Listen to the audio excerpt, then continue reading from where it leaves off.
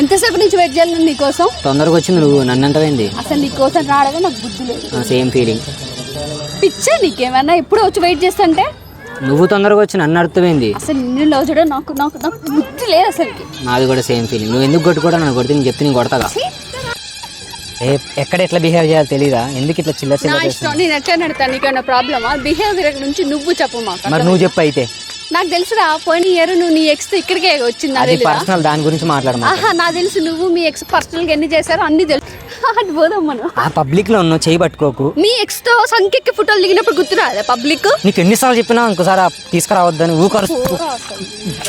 Long డ్రైవ్కి వెళ్దామా మనం?